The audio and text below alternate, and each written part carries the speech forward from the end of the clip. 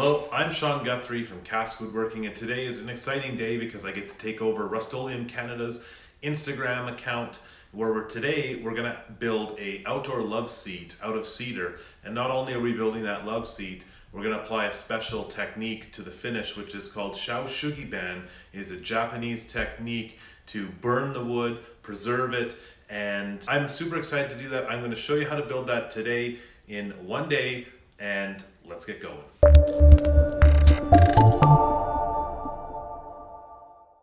The material required for this build is quite simple. You need a plan, you need to have some safety equipment, a little bit of tools, Kreg jig, some Kreg screws, and cedar. And in this case, we are using a 1x10 and a 2x6 in place of the material specified on this plan, which talks about having a 2x4 and a 1x4. We'll just dimension this lumber to the desired size.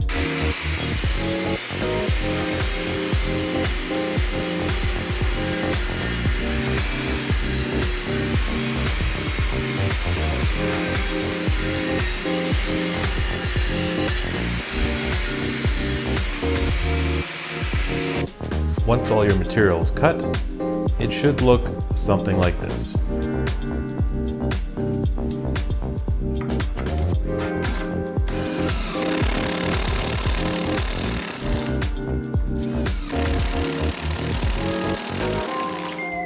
Now that we're starting to assemble the arms, one of the things I like to do is I like to countersink the screws and then fill with a wooden dowel. It just looks better that way instead of just screwing in the top.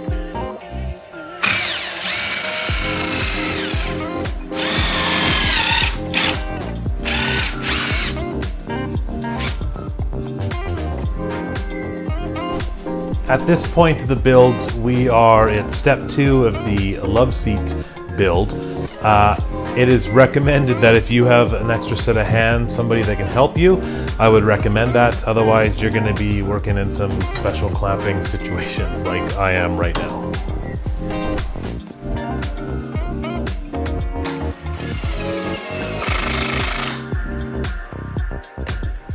Step 2, once complete, should look like this, the frame of the love seat. Right now it's just in clamps, and I'll start on the slats at the next step.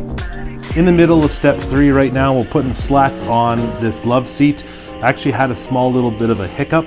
I put these arms on backwards, and so then the slats had nothing to screw to.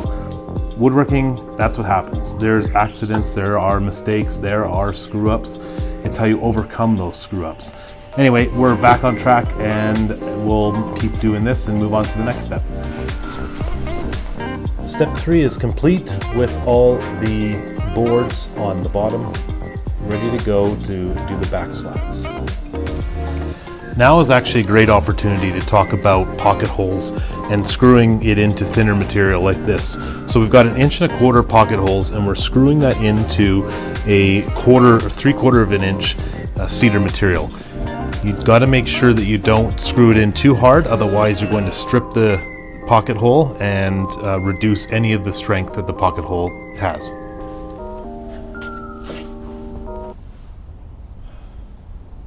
What do you mean we're not done?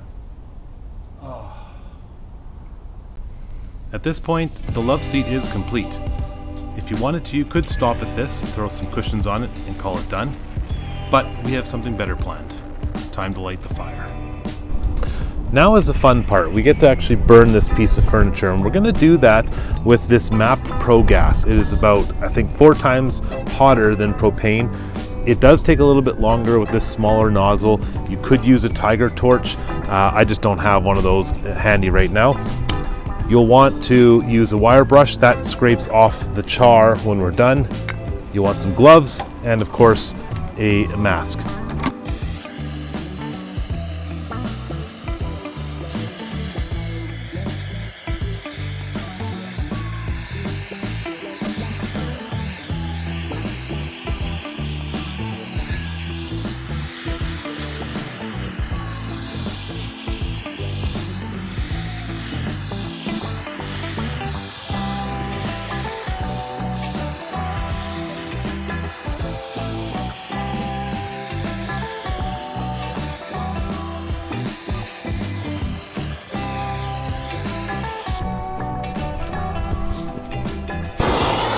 When burning the wood, you're going to want to make sure that you just get a nice even burn.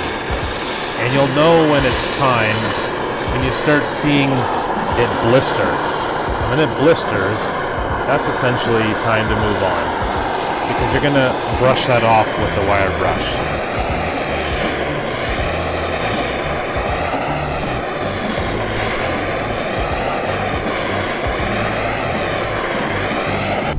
Once charred, your love seat should look like this.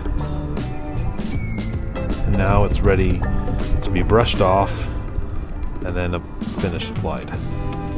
When you're brushing off the char, you'll want to make sure that you just brush with the direction of the grain. And this will reveal the wood below it.